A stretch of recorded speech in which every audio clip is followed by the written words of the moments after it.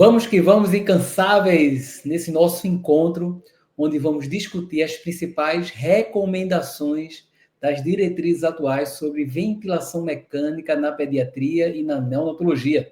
Que bom ter vocês aqui comigo, né? Sempre incansáveis, né? Querendo aprender mais, querendo sempre estar discutindo a ideia sempre, né? Então, nós que trabalhamos na área de saúde, nós que trabalhamos com situações críticas, precisamos sempre realmente estar atualizados, né, com base nas principais recomendações e diretrizes, e é essa a ideia do nosso encontro, tá? Trazer as informações. Eu vou trazer algumas diretrizes, né, a última mais completa, vamos dizer assim, que é o PENVEC de 2017, e vou trazer outras recomendações de 2023, recomendações sobre desmame da ventilação mecânica, recomendações sobre a ventilação mecânica na sala pediátrica, tá? Trazer recomendações mais atuais de 2025 também, falar alguma coisa das últimas publicações. Então, me acompanhe até o final para vocês realmente saírem aqui bastante atualizados conforme as últimas diretrizes. E claro, Cláudio, eu não tenho muita experiência na UTI, em ventilação mecânica, em pediatria, em neonatologia. Vem para cá, aprende agora, tá? A gente vai falar direto ao ponto, algo muito direto à prática, à rotina. Vou até mostrar a tela aqui do ventilador mecânico, trazer alguma coisa bem prática, né? A gente vai ficar só no campo da teoria, não. A gente vai trazer realmente algo palpável para aplicação já direto lá ao beira-leito, tá bom? Então vamos lá, acompanha comigo. Eu vou colocar aqui a tela, apresentar a tela aqui para vocês. E até nessa ideia de trazer algo mais prático, eu vou colocar casos clínicos, tá? Então fica uma coisa mais direta. Então, nesse exemplo agora, eu tenho aqui um caso clínico, um lactente, 4 meses, né, com peso aí 6.100 gramas, né, aproximadamente 6 quilos, uma estatura aí de 65 centímetros. Qual foi o problema principal desse lactente? Ele evoluiu com insuficiência respiratória aguda devido à infecção pelo vírus essencial respiratório, né, bronquiolite viral aguda. E aí, o paciente se apresentou na emergência, os pais levaram esse lactente para a emergência, ele evoluiu com sinais de insuficiência respiratória aguda, taquipneia, uso de musculatura acessória, né, as tiragens. Então, os pais viram aquela criança com aquele desconforto respiratório, levaram para o hospital, para a emergência. A equipe inicialmente tentou utilizar a cânula nasal de alto fluxo, tá? Então, vamos tentar uma cânula nasal de alto fluxo.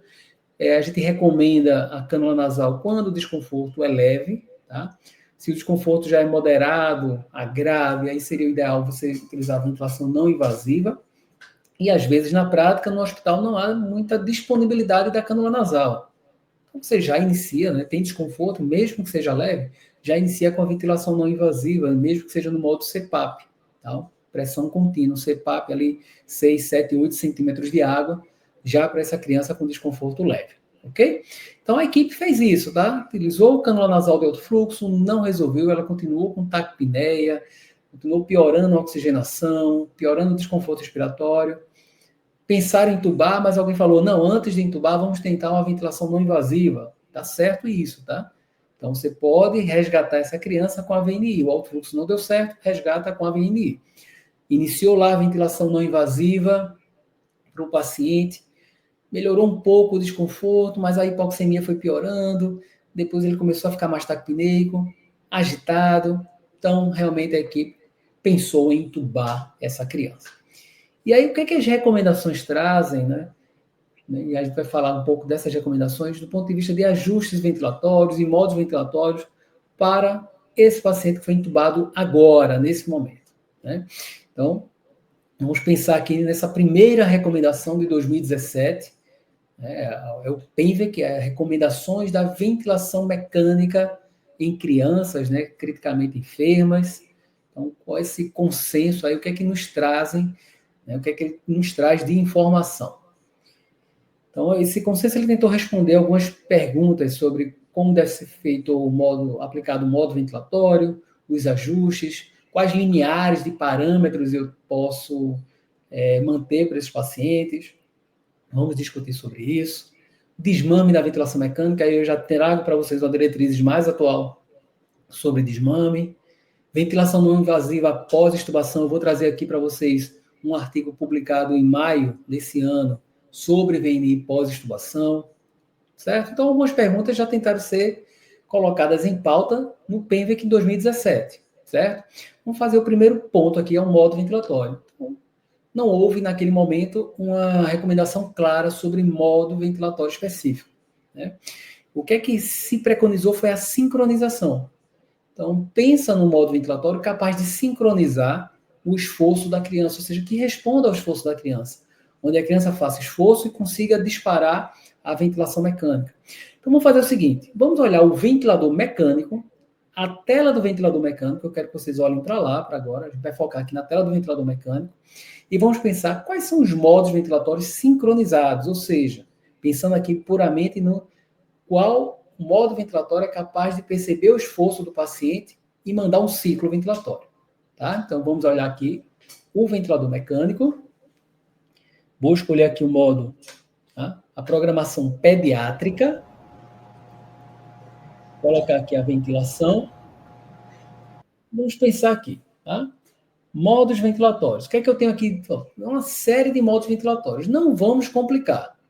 Observa logo aqui em cima que eu tenho o modo volume controlado, eu tenho a modalidade pressão controlada e tenho o PRVC. Escolha qualquer uma dessas três, o que você tiver mais familiarizado, tá? Então, essas modalidades estão contidas no modo assisto controlado, certo? Então, você pode escolher qualquer uma delas. Volume controlado, pressão controlada ou PRVC. A maioria dos serviços utiliza pressão controlada, tá? É o modo mais utilizado. A equipe está mais familiarizada. Qual o detalhe que eu trago para vocês? Tá? Você está trabalhando no modo assisto controlado. O que quer dizer isso? Se o paciente não faz nenhum esforço, vou iniciar aqui a ventilação, e você vai perceber. Naquele paciente que não faz nenhum esforço ventilatório, o ventilador vai mandar ciclos controlados. Então, paciente sedado, deixa eu tirar esse alarme, para não ficar alarmando aqui. Então, observem, nesse caso, todos os ciclos que o ventilador está enviando são ciclos controlados. O que é que a diretriz nos pede? Que você coloque um modo ventilatório onde, quando a criança faz esforço, o ventilador responda a esse esforço. Então, observa agora. O que é que ele quer? Que você programe uma sensibilidade. Então, vou programar aqui a sensibilidade, onde o paciente faça esforço e o ventilador perceba o esforço do paciente. Perceba que a cor do gráfico mudou para vermelho. Esses são ciclos assistidos, onde o paciente faz esforço e o ventilador responde. Então, é isso que a diretriz nos pede. Programe modos ventilatórios capazes de sincronizar. Ok? Então, a pressão controlada é um desses modos. Ok? Então, vamos voltar agora para o slide. Acompanhe os slides agora novamente. Quero apresentar aqui para vocês. Então, o PENVEC que ele traz. Qual o modo ventilatório? Não há recomendação clara sobre o modo específico. Pressão controlada? Volume controlado? PRVC? Não. O que ele pede é que você programe um modo ventilatório no qual o paciente faça um esforço e o ventilador consiga sincronizar, consiga responder esse esforço do paciente. Então, vocês vão escolher o modo ventilatório. Existe uma modalidade, diversas modalidades, infinitas. Qual é que a sua equipe está mais acostumada a utilizar? A maioria das equipes utiliza pressão controlada. Tá? Então, pode usar pressão controlada sem nenhum problema. Tá, Cláudio? A pressão controlada, ela manda que tipos de ciclos? Controlados? Assistidos controlados? É uma ventilação mandatória intermitente? Sincronizada? É espontâneo? Não, veja só. A modalidade pressão controlada, ela define como o modo vai ser, cada ciclo é formado, tá? Então, sempre controlando as pressões, evitando pressões elevadas, tá? Mas, como eu falei para vocês na hora que eu mostrei o ventilador, eu coloquei o modo assisto controlado, pressão controlada, PCV. Tá? O que seria o modo controlado? Eu poderia escolher o modo controlado, que nesse ventilador que eu apresentei nem traz como opção. Mas o que seria o modo controlado? É aquele modo onde o ventilador só manda ciclos controlados. Se o paciente faz esforço, o ventilador não sincroniza, não ajuda o paciente. Então, esse modo controlado está fora. Você não vai usar modo controlado. Tá? Porque vai dar muito trabalho para o paciente. O paciente faz esforço e o ventilador não responde. Vai gerar sincronias. Então, não usa. O modo assisto controlado. Aí sim, o ventilador manda ciclos controlados. Foi o que eu ajustei para vocês, tá? Quando eu coloquei pressão controlada, de fato foi modo assisto controlado à pressão. É a pressão controlada, a ventilação por pressão controlada, o PCV. Qual é a diferença agora? A diferença é que se o paciente faz esforço, o ventilador reconhece o esforço, por isso que eu ajustei a sensibilidade a fluxo, reconhece o esforço e manda o ciclo assistido. Se o paciente não faz esforço nenhum, entra ciclo controlado. Mas se o paciente faz esforço, entra ciclos assistidos. Então, o PENVIC ele traz isso. Olha, utiliza modos que reconheçam o esforço do paciente, sincronize e mande ciclos conforme o esforço do paciente. Então, nesse momento, você não vai usar mais modo controlado, usa o modo assisto controlado, que pode ser assisto controlado a volume, o que a gente conhece como VCV, ventilação volume controlado. Assisto controlado a pressão, é a pressão controlada, PCV. Foi o que a gente programei, foi o que eu programei para esse paciente. Então, pode ajustar o PCV, assisto controlado à pressão. Todo esforço que o paciente realizar, o ventilador manda o ciclo assistido, limitando a pressão, controlando a pressão. Se o paciente não fizer esforço, ele manda o ciclo controlado, também controlando a pressão. Ok? E o SMV, a ventilação mandatória intermitente. Por que ela é intermitente? O ventilador sincroniza? Sim. O paciente faz esforço, o ventilador manda um ciclo assistido, sincronizado. Faz outro esforço, ele manda outro ciclo assistido. O detalhe é que, entre esses ciclos assistidos, alguns esforços que o paciente faz, o ventilador não vai ajudar, são ciclos espontâneos. Por isso que é ventilação mandatória intermitente. Ciclos assistidos e, entre eles, ciclos espontâneos. É diferente do assisto controlado. Todo esforço que o paciente faz, o ventilador ajuda, assiste. E entram ciclos assistidos se o modo é assisto controlado. No SMV, não. O paciente faz vários esforços. Alguns esforços, o ventilador assiste.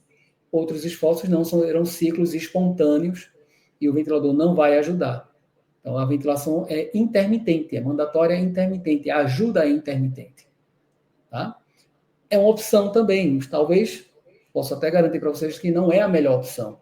Eu vou explicar por quê. E o outro modo é um modo espontâneo. O que é que o PENVEC nos diz? Nos traz, olha, dê preferência ao modo espontâneo. A garantir que a criança se mantenha ativa, a musculatura respiratória da criança esteja ativa. E qual é o modo espontâneo? Que modo ventilatório é esse? Aí a gente vai voltar ao ventilador mecânico, que eu quero mostrar para vocês qual é o modo ventilatório espontâneo que tem disponível para manter a criança em atividade muscular, contraindo a musculatura. Tá?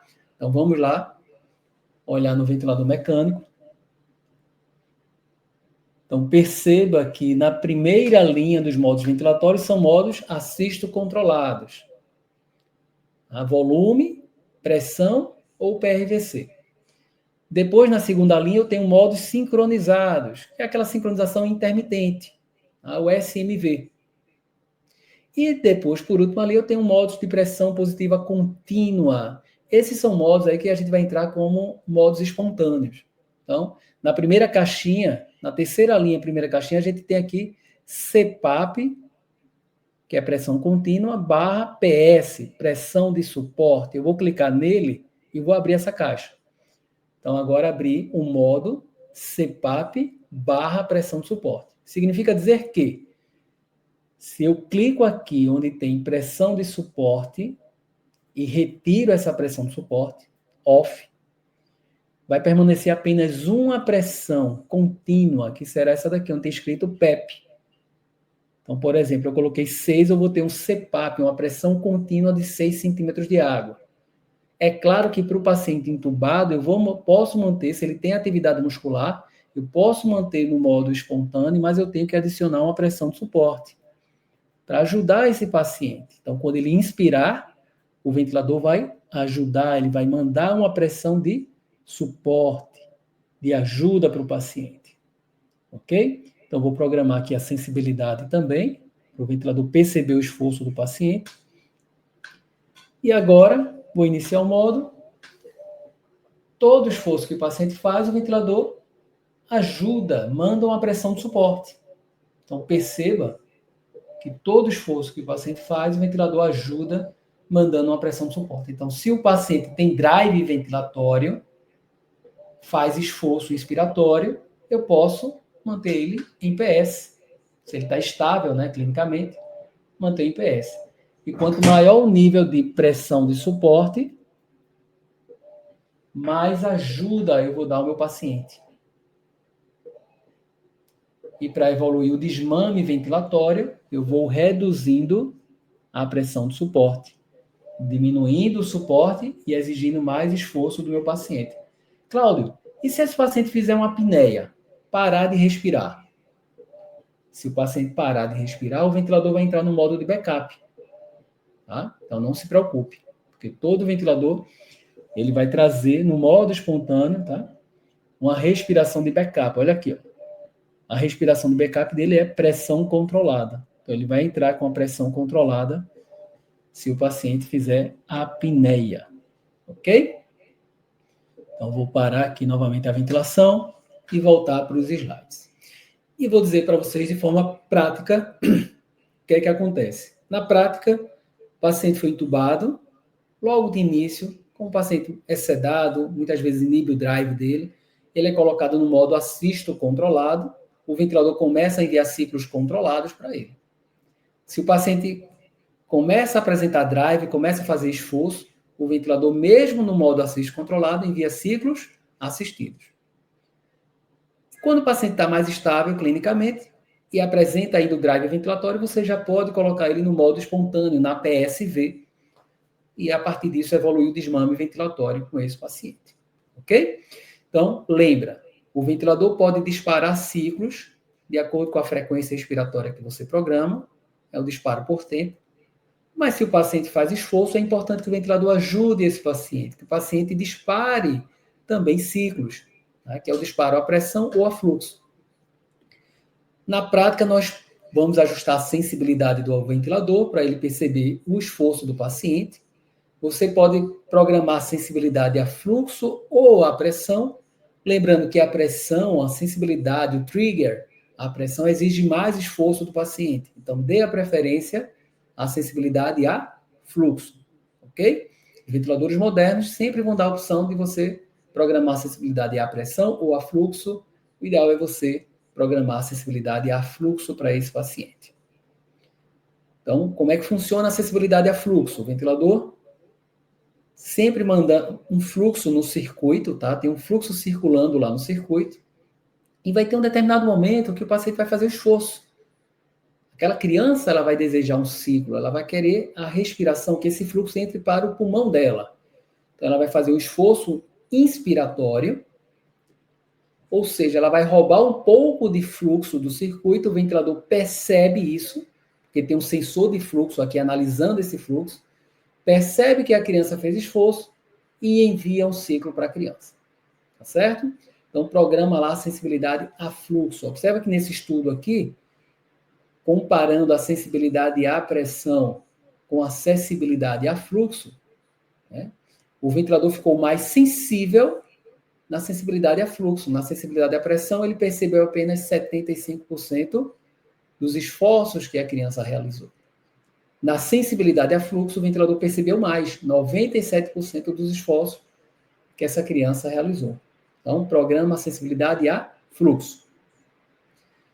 Então, coloca lá no seu ventilador, você vai procurar aqui, por exemplo, eu tenho o paciente sendo ventilado no modo pressão controlada, ciclos controlados, porém, se o paciente fizer esforço, o ventilador vai mandar ciclos assistidos.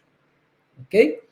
Então, é importante você ficar atento a isso. Você programa uma frequência, mas se o paciente, nesse caso, você programou a frequência de 20, mas o paciente tem uma frequência de 40. Então, o paciente faz 40 esforços e o ventilador responde, tá? Observe que a frequência programada foi 20, mas a frequência real são 40 ciclos aqui enviados, né, para o paciente, porque o paciente tem uma frequência de 40. Então, eu estou seguindo a diretriz, a recomendação. Programe um modo ventilatório, onde o ventilador perceba os esforços do paciente, onde sincronize. Então, esse modo ventilatório aqui, olha, assistido, controlado, a pressão. Então, mandando 40 ciclos assistidos, controlando sempre a pressão, mantendo aquela pressão máxima ali de pico, ó, 19 centímetros de ar. Ok? Então, é isso que você vai fazer. Aí você pode perguntar, Cláudio, mas o SMV, ele também não ajuda o paciente? Ele não sincroniza? Ele não estaria também respondendo à diretriz, ao PENVEC? Sim. Tá? Mas o que o PENVEC traz também? Sempre procure sincronizar, né? Tem uma sincronia entre o paciente e o ventilador. Então, você comparando aqui o SMV com o assistido controlado, o Goldsmith publicou esse estudo em 2017. Vejam, esses gráficos aqui, eu não quero nem que você seja experiente em análises gráficas, tá? Mas você observando esses gráficos aqui, veja como no SMV os ciclos não são tão regulares quando eu comparo com assisto controlado. Tá? Qual é a diferença? No assisto controlado, todo esforço que o paciente faz, o ventilador assiste, ajuda. Tá? Então, sempre ciclos assistidos, sempre mesmo padrão regular. Já na ventilação mandatória intermitente, sincronizada, tá? O ventilador, como o próprio nome do modo diz, ó, ele é a ventilação mandatória intermitente. Então, o ventilador não assiste sempre. Então, ajuda alguns ciclos e outros não. Então, são ciclos assistidos e ciclos espontâneos misturados. Observe que o gráfico já não fica tão sincronizado. Então, a preferência hoje em dia é utilizar o modo assisto controlado, onde vai estar ajudando o paciente, assistindo o paciente, mesmo o paciente com atividade muscular, o ventilador está assistindo o paciente, está ajudando, está disparando ciclos, tá? De forma mais regular. Além disso, tem estudos, tá? Aqui uma revisão sistemática de 2016, mostrando que o assistido controlado reduziu o tempo de desmame, né? O SMV ele aumentou o tempo de ventilação mecânica em quase 2 dias, 48 horas. Então, o assistido controlado ele se torna mais sincrônico e diminui o tempo de ventilação mecânica. Aqui um novo estudo, olha, 2023, comparando o assistido controlado, o modo espontâneo APSV e o NAVA, que é um modo avançado, que eu não vou falar sobre ele aqui, mas esses dois aqui, ó, assistido controlado, PSV, que eu mostrei a vocês, eles são melhores também quando comparados ao SMV. Eles reduzem o tempo de ventilação mecânica. O SMV ele apresenta maior tempo de ventilação mecânica. Então, a gente não tem usado mais o SMV. Esse editorial de 2013, ele já diz o seguinte, ó, embora o SMV tenha sido um cavalo de batalha em muitas UTIs, é hora de mandá-lo para o pasto. Não tem mais sentido você utilizar o SMV com o avanço tecnológico, com o avanço das evidências científicas, não faz mais sentido você usar o SMV. Ok, Cláudio, em termos de parâmetros ventilatórios, o que é que o PENVEC nos traz? Volume corrente, qual utilizar para bebês neonatos? 4 a 6 ml por quilo, tá? O PENVEC, ele é geral, para a pediatria de forma geral, tá? Então, ele traz aqui de 5 a 8 ml por quilo.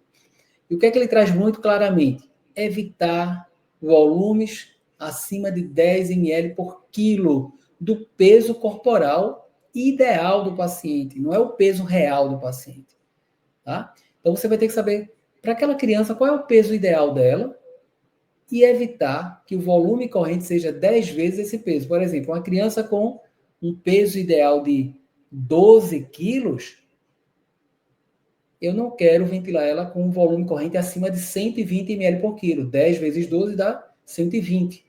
Tá? Então, vou evitar. Eu vou procurar qual é o peso ideal para aquela criança, multiplicar por 10 e evitar volumes correntes acima disso. Trabalhar sempre nessa faixa aqui, entre 5 a 8 ml por quilo. Tá? Cláudio, como é que eu sei o peso corporal ideal do paciente? Para poder evitar volume corrente excessivo. Existem tabelas que nos são trazidas, tá? São apresentadas, tabela da Organização Mundial de Saúde. Você vai ver lá, ó, pelo sexo, masculino ou feminino, e a altura do paciente, qual seria o peso predito. Um exemplo, eu tenho uma menina, ou seja, sexo feminino, de 90 centímetros de estatura. Então, 90 centímetros, sexo feminino, qual é o peso ideal dela, o peso predito? 13 quilos, 13,3. Então, esse vai ser o peso de referência. O peso real da criança pode ser até 20 quilos, 25 quilos, mas eu vou usar, ela pode ser obesa, né, com sobrepeso, mas eu não quero saber o peso real, eu quero saber o peso predito, tá? A única vez que eu vou, o momento que eu vou usar o peso real é se o peso real for abaixo do peso predito. Então, você pode usar o peso real se for abaixo do peso predito. Você vai optar o peso real, o peso predito, se a criança for desnutrida, por exemplo. Então, ela tem 10 quilos, quando ela para ter 13, tem 10. Eu posso usar 10 quilos como referência? Pode. Agora, lembra que ela pode ter desconforto respiratório, né? Então, se você usou o peso real, ela é mais magra, peso menor, você vai usar um volume corrente menor. E se ela ficar com desconforto respiratório, com hipercapnia, aí aumenta, pode usar o peso predito também para ajudar, tá bom? Então, na dúvida, recorre ao peso predito. Essa tabela, por exemplo, aqui, ela está sendo utilizada no estudo recente. O Prospect é um estudo que está acontecendo nesse momento. Então, no momento da gravação dessa aula, né, eu não tenho ainda resultados definidos desse estudo. Mas, para vocês terem ideia, é um estudo multicêntrico, tá? Multinacional, em várias nações, né, internacional. E esse estudo está utilizando essa tabela na metodologia para a programação do volume corrente nas crianças. Tá bom? Então, atualizando vocês aí em termos de volume corrente. E com a frequência expiratória e o tempo inspiratório que você vai programar? Você vai encontrar aí várias tabelas, tá? Qual a frequência expiratória por faixa etária, fisiológica, dentro daqueles parâmetros fisiológicos. Qual o tempo inspiratório por faixa etária também. O que é que a diretriz nos diz? Olha, ajuste o tempo inspiratório, uma relação ISES, né? Então, tanto o tempo inspiratório como a frequência expiratória interfere na relação ISES. O que é a relação ISES? É o tempo, a relação do tempo inspiratório e o tempo expiratório. Quanto maior a frequência expiratória, você está reduzindo o tempo da expiração. Tá? Se a frequência expiratória é alta, não tem tempo para esse paciente exalar, você está diminuindo o tempo expiratório. Então, tanto a frequência como o tempo ins interferem na relação ISES. Então, você vai ajustar conforme a mecânica pulmonar. Essa tabela traz um padrão, ok. Mas você pode usar maiores frequências respiratórias em doenças restritivas. Pacientes que têm baixa complacência. Quanto menor a complacência pulmonar, o pulmão é mais duro, ele não enche muito, ele não insufla muito. Então, o tempo para insuflar é curto, porque não tem muito espaço para insuflar. Então, o tempo ins é curto, o tempo ex é curto também. Então, você pode aumentar a frequência expiratória. Tá? Porque um pequeno tempo expiratório, esse paciente já consegue exalar. Já nas afecções obstrutivas, na asma, na bronquiolite, né? Paciente que tem afecções de vias aéreas, aí você vai ter que usar frequências respiratórias menores, para dar tempo desse paciente exalar. Tá? Então, o foco principal é ajuste um tempo INS e a frequência respiratória, considerando que esse paciente exale completamente. Então, desse exemplo aqui. Então, observa que foi programada uma frequência de 40 respirações por minuto. Olhando o gráfico de fluxo, aí você vai começar a treinar esse olhar para gráficos. Né? Eu percebo que o ventilador dispara, manda o fluxo inspiratório, cicla, manda o fluxo expiratório, mas antes de exalar completamente, o ventilador já manda um novo ciclo. Porque a frequência expiratória está programada aqui em 40, está alta essa frequência expiratória. Eu não tenho tempo expiratório suficiente para o paciente exalar. Se isso está acontecendo, Cláudio, mas na tabela dizia que a frequência para aquele paciente poderia ser 40. Mas se você observa que ele não exala completamente, reduz essa frequência. Evita que ele aprisione ar. Então aqui, reduzimos a frequência para 25. Olhando o gráfico de fluxo, eu percebo que agora sim ele exala completamente. Então, preciso garantir uma expiração completa para esse meu paciente. Se ele não exalar todo o ar, ele vai aprisionar ar, gerar a hiperinsuflação pulmonar, lesão pulmonar, diminui a ventilação, começa a reter mais CO2, tá? gerar hipercapnia, alto PEP, complicações hemodinâmicas, eu não quero isso. Então, eu vou programar uma frequência que garanta uma expiração completa. Ok? Em alguns casos, Cláudio, eu baixei a frequência, ele fez uma hipercapnia, mas uma hipercapnia leve, entre 45 a 60 milímetros de mercúrio, tá? Milímetros de mercúrio de CO2, de gás carbônico, não tem problema, tá? A hipercapnia é permissiva, tá? Quando você precisou baixar a frequência respiratória para que o paciente pudesse exalar completamente o ar. Vamos para outro caso clínico agora. Vamos tirar um outro contexto agora, já para falar de outra diretriz.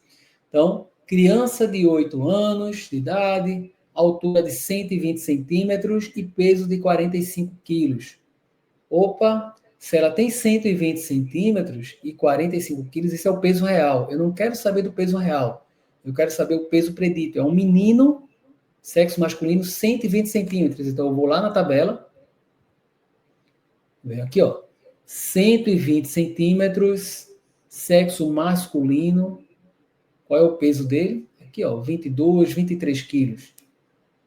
Ah, eu vou trabalhar com esse peso aqui. Peso corporal ideal, predito.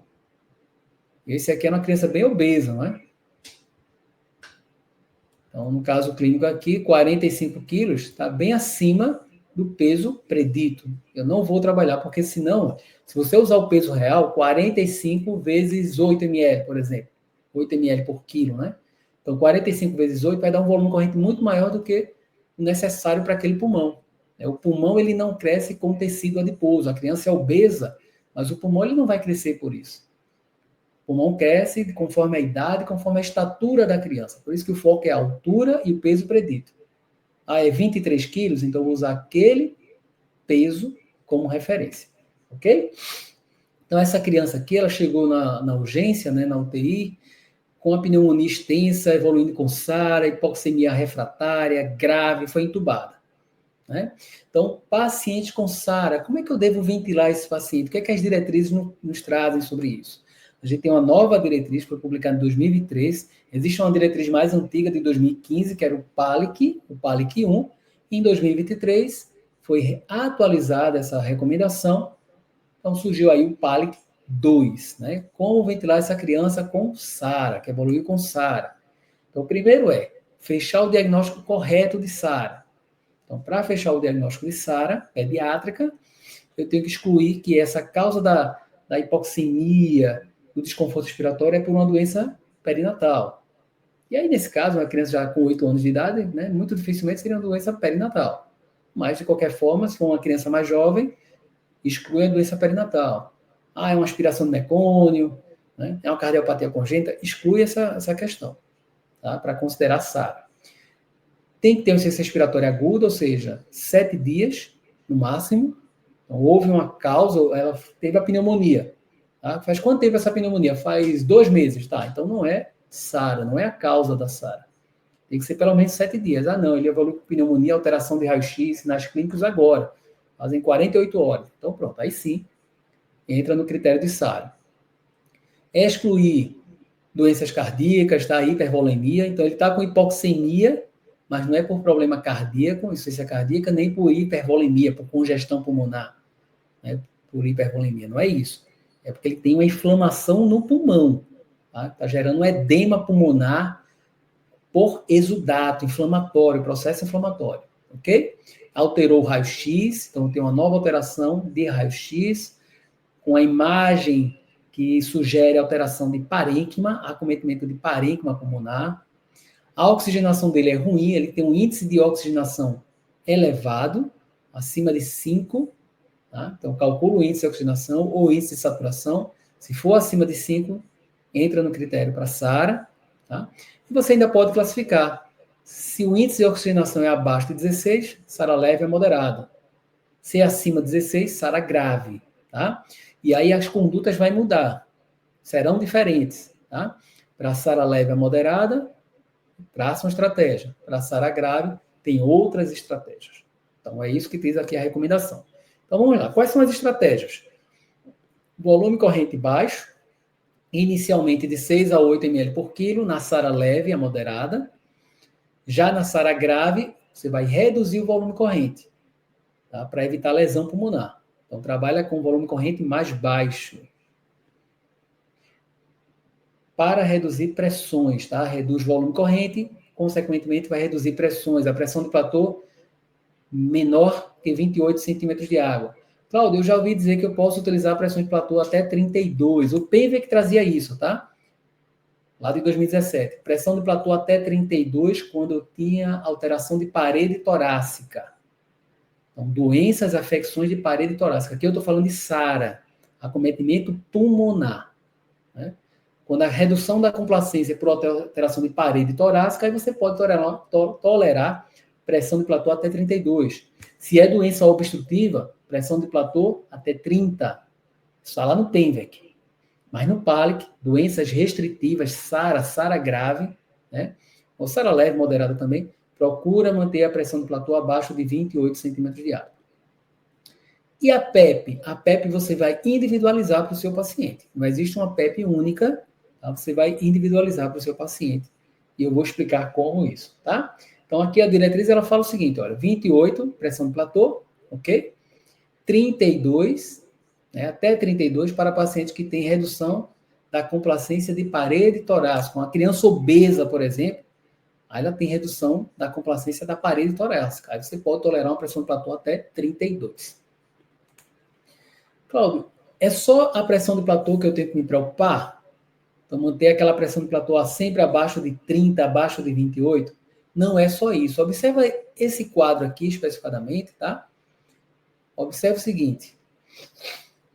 Esse quadro ele fala da mortalidade, tá? Pressão de platô e a diferença da pressão de platô e a PEP. Aqui é a PEP. Então, o que é que esse estudo mostrou? Que quando essa diferença da pressão de platô e a PEP é menor, então veja, para todos os pacientes aqui a pressão de platô está abaixo de 28, está em torno de 28. Mas a diferença entre a pressão de platô e a PEP vai reduzindo. Isso a gente chama de pressão de distensão, ou driving pressure.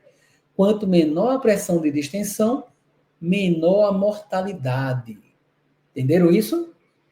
Observe que em todos os quadros aqui, olha, nesse primeiro quadro, se a driving pressure aumenta, se aumentou a pressão de platô, a diferença entre a pressão de platô e a PEP aumentou. Então, quanto maior a driving pressure, essa pressão de distensão, maior a mortalidade. Cláudio, e se eu aumentar a pressão de platô e aumentar a PEP ao mesmo tempo, mantendo a mesma driving pressure, a mesma pressão de distensão, não mudou a mortalidade, permaneceu a mesma.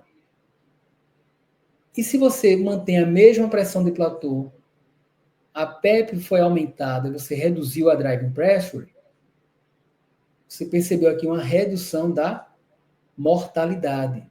Então, esse estudo ele mostrou uma associação entre pressão de distensão e mortalidade. Quanto menor a driving pressure, menor a mortalidade. Tá? Então, não se preocupa apenas com a pressão de platô. Se preocupa também com a driving pressure. Tá? Qual é a driving pressure segura? Alguns estudos sugerem que a driving pressure é acima de 15, olha aqui, ó, até 15, a mortalidade era baixa, você tinha proteção para o paciente. Cruzou essa linha tracejada, ou seja, a driving pressure acima de 15, aumenta a mortalidade. Tá? Então, as recomendações atuais sugerem, tá? Para a pediatria também, ó, mesma coisa.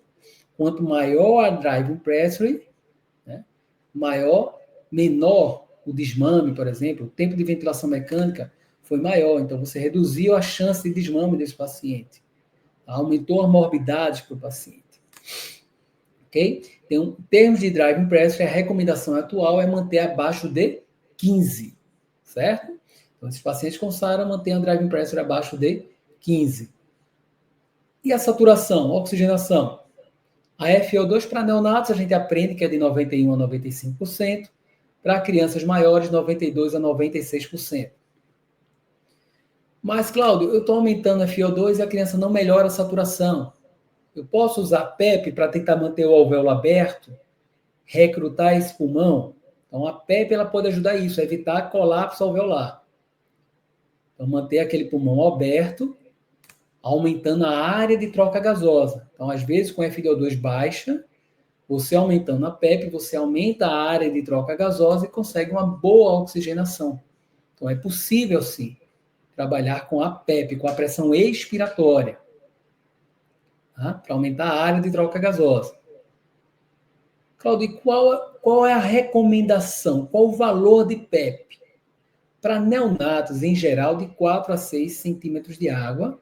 Para a pediatria, principalmente crianças maiores que têm a ventilação colateral já formada, crianças acima de 8 anos, você fica mais livre com o valor da PEP, né? 15 centímetros de água.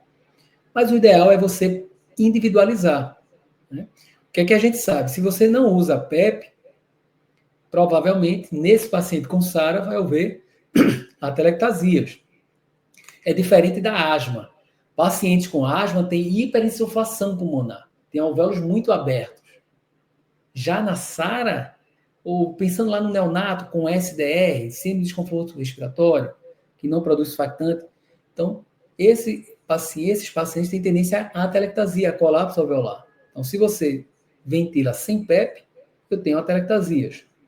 Com PEP, eu vou manter aqueles alvéolos abertos, evitar o colapso alveolar. Vou manter uma pressão na fase expiratória. Ok, ótimo. Mas qual o valor da PEP? Eu tenho um valor padrão aqui, mas eu preciso individualizar, porque tem pacientes que mesmo que você coloque uma PEP de 6 lá, tá? Você vai estar hiperdistendendo. E a hiperdistensão comprime os vasos sanguíneos. Então vai gerar hipoxemia, porque você ventilou, mas não tem uma boa perfusão sanguínea. Você aumentou o espaço morto. Isso foi ruim. Né? E, por outro lado, eu vou ter pacientes que eu vou programar uma PEP de 6, mas os alvéolos não vão ser estabilizados, vai ter atelectasia. Então, pode até ter perfusão sanguínea, mas o alvéolo colabado. Vou ter áreas de shunt. Tá? Então, eu tenho que encontrar qual é o ideal para o meu paciente. Qual é aquela PEP que eu vou manter os alvéolos abertos, não vou estar hiperdistendendo, nem permitindo atelectasias. Então, essa PEP geralmente você encontra quando você encontra aquela PEP que mantém a melhor saturação, a melhor oxigenação, mantém a melhor complacência, por quê? Uma PEP baixa tem atelectasia, a complacência cai. Quanto mais atelectasias, menor a complacência pulmonar. Por outro lado, se a PEP é muito elevada, gerando hiperdistensão, também reduz a complacência. Tá? Então, a hiperdistensão baixa a complacência. Então, você vai encontrar aquela PEP ali, ó, intermediária, né, que tem a melhor complacência. Significa que não provoca hiperdistensão e nem permite atelectasias. Então, escolhe a PEP para melhor complacência. Ok? Então, um resumo no PALIC 2 aqui. Lembra que eu falei para vocês que a SARA grave é quando eu tenho um índice de oxigenação acima de 16. E a SARA leve, a moderada, é quando esse índice de oxigenação é abaixo de 16. Então, quais são as recomendações para a SARA leve a moderada? Tá? Então, o paciente precisou ser entubado, manter um volume corrente ali de 6 a 8 ml por quilo, saturação 92 a 97%, é isso que você vai querer, né? Balanço hídrico adequado. A PEP, eu vou falar um pouco mais sobre ela, tá? Ela manda falar assim, ajustar uma PEP igual ou superior à tabela PEP-FiO2. Eu vou mostrar para vocês essa tabela aqui. Certo? Então, são essas recomendações. E na SARA grave, o que é que muda? O volume corrente, você vai trabalhar com volume corrente menor, 4 a 6 ml por quilo. A saturação, também você pode tolerar uma saturação mais baixa, então de 88% até 97%. Nos dois casos, mantém a pressão do platô abaixo de 28 e a driving pressure abaixo de 15. Ok? E lembra que na SARA grave, não é na leve e moderada, tá? É na SARA grave, sugere-se o uso de bloqueador neuromuscular. Tá? O óxido nítrico, para paciente que evoluiu também com hipertensão pulmonar. E você pode considerar posição prona, ventilação de alta frequência e as manobras de recrutamento. Tá? Confesso a vocês que a manobra de recrutamento ela fica mais reservada a crianças maiores, tá? Que tem ventilação colateral. E se o índice de oxigenação é ainda maior, maior que 20, maior que 25, considera a oxigenação por membrana extracorpórea, a ECMO. Ok? Então, são as recomendações do PALIC 2. Ok? Cláudio, essa tabela PEP-FiO2, não entendi ela. Pode me explicar? Posso sim. Então, o que é que essa tabela nos trazem aqui? Olha, se você precisou aumentar a FiO2 para 60%, porque aquela criança estava apresentando uma saturação baixa, e você foi aumentando a FiO2 para 60%, o que é que essa tabela PEP-FiO2 sugere? Que você programe, nesse caso, uma PEP de 10. Tá? Então, se você precisou aumentar a FiO2 para 60, aumente a PEP para 10. Se você aumentou a FiO2 para 80%, aumente a PEP para 14%. Se você aumentou a FiO2 para 100%, aumente a PEP para 18%, vá até 24% de PEP. Eu pergunto a vocês têm coragem disso? Vocês já fizeram isso, Claudio? Olha, realmente eu faço isso. A criança que tem um FiO2 de 100%, eu aumento a PEP para 18%, vou até 24% de PEP. Tá? Será que vocês fazem isso mesmo? Será que as pessoas fazem isso? Por que há essa recomendação? Então, aqui, olha, ajustar, está no PALIC 2, tá? Ajustar o nível de PEP igual ou acima o nível da tabela PEP-FiO2. Tem que ajustar esse nível de PEP ou maior que ele. Vejam, houve um estudo na pediatria, um estudo que foi feito pelo Kimani, tá? Um autor que publica muito na pediatria, e o Kimani ele avaliou várias UTIs em vários lugares, vários países, tá?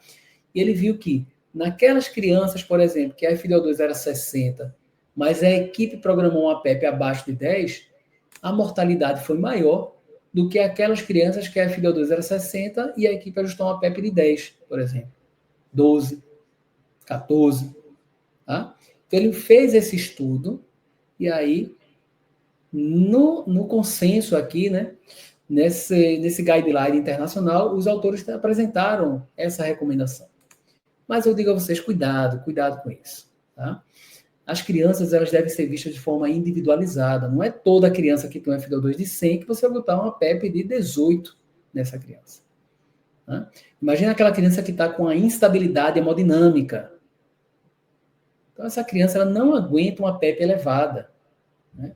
Você pega uma criança de 6 meses, não tem ventilação colateral, você vai aumentar a PEP para 18. Então, não faça isso. A própria recomendação ela sugere, tá? Ela traz aqui logo em seguida um novo parágrafo falando o seguinte: olha, tem a tabela PEP-FiO2, mas é importante titular a PEP com base na oxigenação. E concordem comigo que essa tabela só olha a oxigenação. Você aumentou a FiO2 porque estava desaturando, então você vai aumentando a FiO2. Só olhou a saturação dela, a oxigenação. Mas ele pede para você também considerar o quê? A hemodinâmica. Então, você começou a aumentar a PEP e a pressão arterial caiu, o débito cardíaco caiu, para. Não aumenta mais a PEP. Tá? E também a complacência. A mesma coisa, você começou a aumentar a PEP e a complacência está caindo, isso indica que você está hiperdistendendo aquele pulmão. Então, para, não aumenta mais a PEP. Certo? Então, sugestão é essa. A recomendação melhor é essa. Titula a PEP com base na oxigenação, tudo bem. Mas também fica de olho na hemodinâmica e na complacência do sistema respiratório. Ok? Claudio, naquele caso que eu já aumentei a FiO2, já aumentei a PEP, a SARA é grave, o paciente não responde bem. Eu comecei a aumentar a PEP, piorou a hemodinâmica, piorou a complacência, opa, parou, não aumentou mais a PEP. Pensa na posição prona para esse paciente. Tá? Posição prona. Então, você pode considerar a posição prona. Está lá na recomendação também para aquela SARA grave. Né? Então, aqui indicação, índice de oxigenação acima de 16, FiO2 acima de 60, né? Coloca lá na posição prona, no decúbito ventral. Agora, não é pouco tempo, não, tá? 2 horas, não. Para ter efeito, você vai ter que manter pelo menos 16 horas por dia. Então, faz ciclos de prona de 16 horas. Tá? Então, o paciente foi colocado em pronação. apresentou uma boa resposta, melhorou. O que é melhorar? É melhorar a oxigenação. Ela começou a melhorar a oxigenação, você começou a baixar FO2, né? Depois de 16 horas, você supinou a criança, ela manteve essa melhora, o índice de oxigenação dela melhorou tanto que agora é abaixo de 8, tá? Então, manteve em 4 horas esse índice de oxigenação abaixo de 8, parou, não precisa mais pronar, certo? Não, Cláudio, eu pronei ela, ela ficou bem, mas quando eu coloquei em supino, novamente, o índice de oxigenação dela piorou. Então, volta para a posição prona, faz um novo ciclo com mais, pelo menos, 16 horas, tá certo? Então, quando é que você não vai manter mais em posição prona? Aquela criança que não responde. Então, você colocou em prona, ao invés de melhorar a oxigenação, piorou, reduziu a relação PaO2-FO2, aumentou o índice de oxigenação. Então, ela não está respondendo a prona, não adianta. E claro que você vai interromper naqueles casos que teve extubação não programada, hemoptise, uma parada cardíaca, então, casos graves, você vai interromper a prona. Ok? Então, a posição prona, ela melhora a distribuição da ventilação no pulmão, aqui, ó, posição supina. Quando eu coloco em posição prona, uma coisa que ajuda muito, ó, veja, na posição supina, o mediastino faz peso sobre o pulmão. Quando eu coloco na posição supina, desculpa, que eu tiro da supina e coloco na posição prona, o mediastino vai para baixo, então alivia o peso no pulmão. Então, o pulmão é liberado, então eu consigo ter uma distribuição melhor da ventilação e da perfusão, certo? Então, melhora a relação VQ, ventilação-perfusão, melhorando a oxigenação desse meu paciente. Ok? Ainda uma outra diretriz agora. Cláudio, melhorei, o paciente melhorou, aquela criança respondeu bem, tanto aquela criança da bronquiolite como a criança da SARA. Agora eu vou pensar em desmame. O que é que as diretrizes trazem sobre o desmame da ventilação mecânica? Então, vou focar aqui nas recomendações do PALISE, tá? O PALISE é um grupo uma rede, né, um network, né, de autores, né, onde eles firmaram aí um consenso, né, umas diretrizes, um guideline para desmame, tá? Então, sobre o desmame da ventilação mecânica, quais são as recomendações? Primeiro, recomendação 1 é você ter um checklist para eleger aquele paciente para estubar ou não, né, para realizar um teste de avaliação para estubação ou não. O que é um checklist? É você criar ali, ó, critérios, deve ser avaliados diariamente para saber se o paciente deve ou não ser estubado, ser considerado para estubação, tá? Então, se diz o seguinte, todo paciente que está em ventilação mecânica, a equipe tem que discutir, né, e preencher um checklist. Se ele respondeu sim para todos os itens desse checklist, quer dizer que você tem que pensar em estubar, né? Não é motivo para não pensar em estubar, tá? Ah, Cláudio, mas o paciente nem melhorou a causa da intubação. É uma SARA, tem 24 horas de SARA. Então você vai marcar não aqui, ó. Então não, vou nem pensar em intubação agora. Ele rebaixou o nível de consciência, não melhorou o nível de consciência. Marcou não, então não vou pensar em estubar agora. Mas se você marcou tudo sim aqui, então você vai ter que avaliar a possibilidade de estubar, certo? Esse paciente. Então, teste de prontidão para a extubação. É o que você vai fazer. O que é que esse teste pede? Para você avaliar se esse paciente tem proteção de vias aéreas, se ele tem uma boa tosse, se ele tem risco de obstrução de vias aéreas superiores, como é que está a força muscular respiratória, quantidade de secreção, estado hemodinâmico, se vai precisar de um suporte respiratório pós-extubação. Então, considera isso também. Recomendação 3. Faça um teste de respiração espontânea, ou seja, antes de extubar, coloque esse paciente em PSV com a pressão suporte ali de 6 centímetros de água, 8 centímetros de água, né? Pelo menos ali, ó, essa pressão de suporte. Tá? Cláudio, eu já vi dizer que eu posso fazer esse teste em CPAP. Aí a recomendação ali, ó, 4 a 5, fazer o teste em CPAP, sem nenhuma pressão de suporte. Pode ser feito? Pode. Mas reserve esse teste em CPAP para pacientes que têm risco de falha da extubação. Quais são esses pacientes com risco de falha? Aqui, ó, uma lista, tá? Pacientes, então, fatores, idade jovem, né, crianças menores, crianças que têm histórico de prematuridade, que têm doença neuromuscular, têm fraqueza neuromuscular, anomalias de vias aéreas, síndromes, né? Já foi entubado várias vezes, tem cardiopatias, tá? Então, são pacientes que têm fatores de risco para falha da extubação. Muito tempo de ventilação mecânica, mais de 14 dias de ventilação mecânica, tem risco de falha da extubação. Então, paciente com risco de falha da extubação, você vai pensar em realizar o teste de respiração espontânea, o TRE, em CPAP, ok?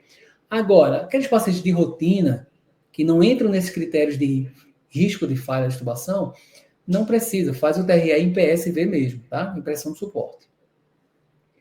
Então, esse autor aqui, que é o Keimani, lembra que eu falei sobre ele? O Keimani, ele estuda muito pediatria, publica muitos estudos, os estudos dele são muito bons, tá? Então, ele fez uma avaliação em mais de 400 crianças, ele fez o teste de respiração espontânea em impressão de suporte e também fez o teste em CPAP. Ele fez 2 testes, tá? E depois estudou as crianças. Tá? O que é que ele percebeu? Quando ele fez o teste em PSV, ou seja, fez o teste de respiração espontânea com pressão de suporte, as crianças apresentavam esse nível de trabalho respiratório. Quando ele retirou a pressão de suporte, obviamente, se você retira a pressão de suporte, aumenta o trabalho respiratório da criança. Então, o teste em CPAP aumentou o trabalho respiratório, ok. Mas aí ele estubou a criança e avaliou o trabalho respiratório pós-estubação. Então, após a extubação, o trabalho respiratório da criança foi mais parecido com o teste que foi feito em CPAP do que quando o teste foi feito em pressão de suporte. Então, o que é que ele sugeriu? Olha, se você fizer o teste em pressão de suporte, a criança pode, como ela tem baixo trabalho respiratório, ela pode passar no teste, ela está bem. Mas quando você extubar, ela vai aumentar o trabalho respiratório e vai falhar a extubação. Aumenta o risco de falha da extubação. Então, é melhor você fazer o teste em CPAP. Porque aí você testa mesmo se essa criança vai ter ou não capacidade de se manter fora da ventilação mecânica. Tá? Foi isso que o Keimani sugeriu nesse estudo. É claro que esse estudo teve algumas limitações. Uma delas, que eu considero até uma das principais, é que ele usou a pressão suporte de 10 centímetros de água. Então, claro que ele reduziu muito o trabalho respiratório das crianças. Então, a pressão suporte você pode usar menos, tá? 6, 8 centímetros de água. Tá? Usar uma pressão suporte mais baixa. A outra limitação é que ele fez em apenas um hospital, um único centro, e também fez vários tipos de suporte não invasivo, né? Estubou a criança, fez VNI, outras crianças ele usou alto fluxo, outras crianças não usou nada. Então, isso um pouco que confunde os resultados, tá? Mas ele trouxe esse alerta. E aí a recomendação do Palace foi o seguinte, olha, a gente vai considerar o trabalho do Keimani, fazer o TRE em CPAP, mas mais naqueles com maior risco, que você precisa testar mesmo, então faz em CPAP. Mas para a rotina, faz o teste em PSV. E durante quanto tempo? De rotina, faz o teste em PSV durante 30 minutos. Mas né, naquelas crianças que têm risco de falha da extubação, aumenta o tempo. 60 a 120 minutos, 1 a 2 horas. Tá? É outra recomendação. Temos também como recomendação a avaliação da força muscular respiratória, da pressão inspiratória máxima. Tá? Aí você vai, depois que você avaliar a força, aqui nesse exemplo a força deu 40. Tá? Então você vai avaliar. O que é que os estudos mostram? Quando essa força é abaixo, a pressão inspiratória máxima é abaixo de 20, tem grande risco de falha da extubação. E se ela é acima de 50, tem mais chance de sucesso. Então, isso vai te ajudar no teu julgamento clínico, se vai ou não extubar a criança. Imagina aquela criança que você avaliou a PI máxima, deu abaixo de 20, ela até passou no TRE, mas foi limítrofe, ela parece não ter proteção de vias aéreas superiores, tem muita secreção. É uma criança que tem vários fatores limítrofes ali que, no seu julgamento clínico, você vai pensar, não, ela não tem nem força muscular para se manter bem fora da ventilação mecânica. Mas vamos supor que essa mesma criança, você avaliou a PI máxima dela e foi acima de 50. Então, poxa, essa criança tem força muscular. Mesmo que eu tire ela da ventilação mecânica, é bem provável que ela consiga se manter bem, né, após a extubação. Tá? Então, você vai ajudar, vai avaliar essa força muscular inspiratória, a pressão inspiratória máxima, para ajudar seu julgamento clínico. Outra recomendação é fazer o teste de escape de ar, ou seja, desinsufla o cuff daquela criança. Se você desinsuflar o cuff, é natural que ocorra vazamento de ar.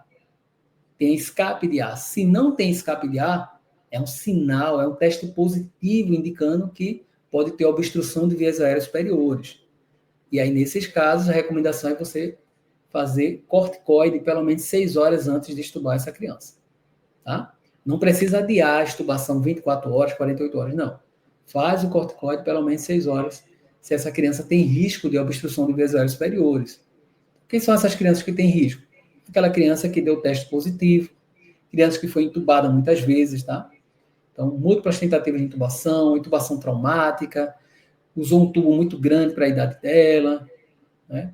O teste de vazamento foi positivo, tem anomalias de vias aéreas superiores, então essas crianças têm alto risco para obstrução das vias aéreas superiores. Nesse caso, sugere a utilização de corticoide antes de extubar. E no final aqui, as últimas recomendações para os pacientes que têm risco de falha na extubação, você usar um suporte respiratório imediato. Extubou, já usa um suporte respiratório não invasivo, que pode ser a cânula nasal de alto fluxo, o CPAP ou a ventilação não invasiva com bilível, tá? Com 2 níveis de pressão. Se são crianças menores, né, abaixo de 1 ano, aí não usa a cânula nasal de alto fluxo, dá preferência ao CPAP, tá certo? Pós-extubação, lembra que eu estou falando aqui pós-extubação. Esse estudo, publicado em março de 2025, o que é que ele sugere aqui? Para você avaliar a probabilidade de falha da extubação. Então, lembra que eu mostrei para vocês uma série de fatores de risco para falha da extubação. A criança só tem um fator de risco, é baixo, tem baixo risco, então não precisa dar suporte pós-extubação. Então, baixo risco, extuba ela, mantém ela em ambiente mesmo. E aí, se a criança depois evoluir com insuficiência respiratória aguda, você faz um resgate. Aí sim você faz a ventilação não invasiva. Essa é a ventilação não invasiva que a gente chama assim, se dá o nome de curativa. Naquela casa, aquela criança não tinha nenhum risco, né, baixo risco de falha da extubação, eu estubei, deixei ela em ambiente. Mas se por acaso ela começar, depois de 1 hora, 2 horas, 3 horas, a apresentar sinais de desconforto, aí eu vou lá e inicio a VNI. Ok? Agora, se ela vai aumentando o risco de falha da extubação, tá? Já começa a ter um alto risco para falha da extubação. Aí o ideal é você já fazer a ventilação não invasiva profilática, não vai fazer a curativa, já faz a profilática. Qual é a diferença? Você extuba e já inicia a ventilação não invasiva. O CPAP, o bilível, tá? Mas já faz a ventilação não invasiva para ela. Ok? Então, esse estudo foi publicado agora, recentemente, trazendo essa recomendação. E, por fim, avaliar nível de sedação, tá? Dessa criança, eficácia de tosse. O que é que sugere muito a eficácia de tosse, tá? Você vai usar um aparelhozinho chamado Peak Flow. A criança tosse se o fluxo, você acopla no tubo, tá? Ela tosse. Se o pico de fluxo dela é maior que 120 litros por minuto, indica eficácia de tosse. Claudio, mas às vezes a criança é muito pequena, ela não tem muito fluxo. Aí nesse caso, realmente, crianças abaixo de 6 anos, não dá muito para você avaliar com Peak Flow. Mas uma dica prática se a criança tosse e a secreção é direcionada para o tubo, isso já indica que ela tem uma boa eficácia de tosse, certo? Ela tem capacidade de controlar secreções nasofaríngeas, então sempre é importante avaliar essa capacidade também. Ok? Por fim, vamos para essa última diretriz falando sobre asma. Tá? Também aquele mesmo grupo, PALISE e a Associação Americana de Respiratory Care, né? De cuidados respiratórios, falando aqui sobre a asma. Claro que essa recomendação ela não é restrita, mas dá uma olhada aqui comigo, era algo que eu queria atualizar vocês também, né? Sobre a progressão. Veja, o que é que não se discute na asma? Primeira escolha do tratamento é beta-2 agonista, broncodilatador e corticoide. É isso, tá? Não tem muito para onde fugir. Então, a recomendação está sombreado aqui em verde, porque é a fortíssima recomendação.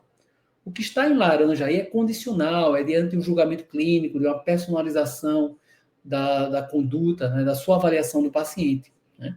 Então, trazendo aqui para o suporte ventilatório, o que é que se considera? Alto fluxo, para esses pacientes asmáticos, cada vez mais a recomendação do uso do alto fluxo, né, mas sabendo que você só pode fazer o alto fluxo se você já tiver possibilidade de iniciar uma VNI, porque muitos pacientes não resolvem com alto fluxo.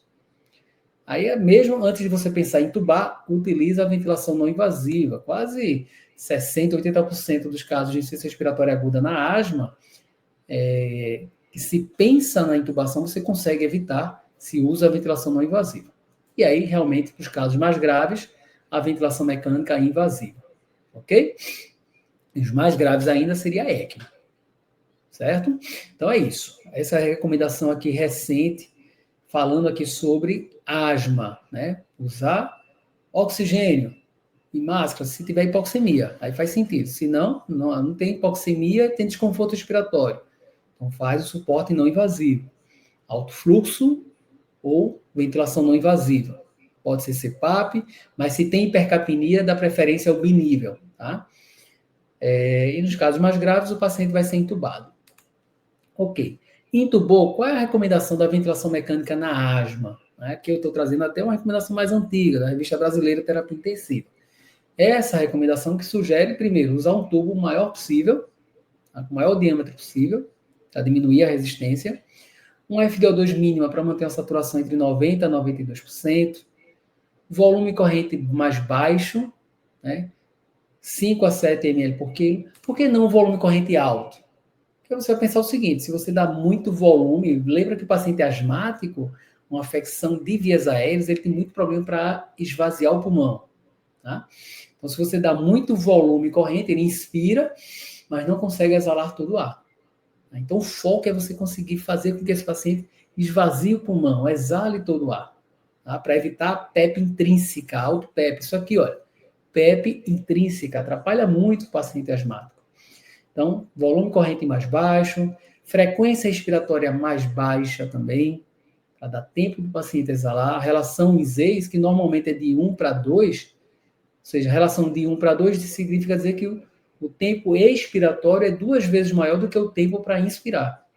No asmático, o tempo ex tem que ser 3 vezes maior do que o tempo ins. Muitas vezes, 6 vezes maior do que o tempo ins. Pressão de platô abaixo de 30, lembra que o PENVEC já trazia isso? Doenças obstrutivas, pressão de platô abaixo de 30. E a PEP de zero, aí muita interrogação aqui, tá? Muitas interrogações. Por que PEP de zero? Vai ter atelectasia? Lembra que o principal problema da asma não é a atelectasia, é a hiperinsuflação, é a PEP intrínseca. Então, os autores sugerem que se existe uma PEP intrínseca, você não precisa adicionar uma PEP, porque você programando uma PEP pode piorar a hiperinsuflação nesse paciente, mas nem sempre isso é verdade, tá? Então, claro que você vai pensar em PEPs baixas, abaixo de 5, 3, 4, 5, tá? Mas a resposta ela é individualizada, depende do paciente. Então, observa aqui, eu tenho 3 grupos de pacientes, grupo A, B e C. Nesse grupo A, quanto maior a PEP, o que foi que nós observamos? Redução da auto-PEP e redução da pressão do platô. Reduziu a hiperinsuflação. Tá? Então, nesse paciente aqui, você vai aumentar a PEP. Não vai deixar 0, nem 3, nem 4. Vai aumentando a PEP e observando se há realmente uma redução da pressão do platô. Né? Houve uma redução da auto-PEP. Se a auto-PEP começar a subir, aí você para. Tá? Se a pressão do platô começar a subir, você para. Tá? Mas a ideia aqui é que esse grupo de pacientes, você aumentou a PEP, reduziu a pressão do platô, reduziu a auto-PEP, ótimo. Para esse paciente, realmente trabalha com PEPs maiores. Aí tem outro grupo de pacientes, só uma explicação. Por que você aumentou a PEP aqui e esvaziou mais o pulmão? Porque às vezes a PEP ela ajuda a manter aberta as vias aéreas, a patência das vias aéreas. Evita o colapso de via aérea. Então o paciente consegue esvaziar mais facilmente o pulmão. Tem outro paciente aqui, outro grupo de pacientes, que você aumentou a PEP, mas não mudou nada na pressão do platô, não mudou nada na auto-PEP. Então, esse paciente tanto faz, pode trabalhar com PEPs menores mesmo. Tá? E esse outro grupo de paciente, o grupo C, qualquer aumento da PEP já aumentou a pressão do platô, aumentou a auto-PEP, aumentou a hiperinsuflação. Então, esse grupo aqui se beneficia de PEP de zero mesmo, tá? Já são pacientes que têm aprisionamento aéreo, então é a PEP mais baixa, é zero de PEP. Então, a membrana do ventilador lá, a membrana exalatória, se você bota uma PEP de zero, ela vai criar menos resistência, tá? A força para exalar vai ser maior, então o ventilador mecânico ele vai trabalhar lá com a diferença de pressão, né, entre a que está intrapulmonar aprisionada no pulmão e a pressão expiratória do aparelho. Então, esse delta P, essa variação de pressão, vai forçar a saída do ar, o esvaziamento pulmonar. Tá? Então, por isso que, para esses pacientes do grupo C, melhor a PEP mais baixa. Então, do ponto de vista prático, coloca PEPs baixas. Tá? 3, 4, 5. Se você percebe que você aumentando a PEP, reduz pressão de platô, reduz alto PEP, ótimo.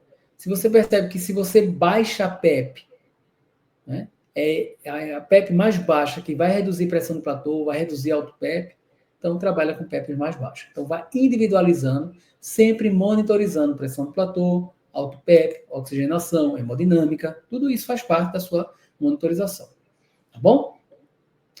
Então, pessoal, aqui eu trouxe para vocês, né, as últimas recomendações, as principais diretrizes.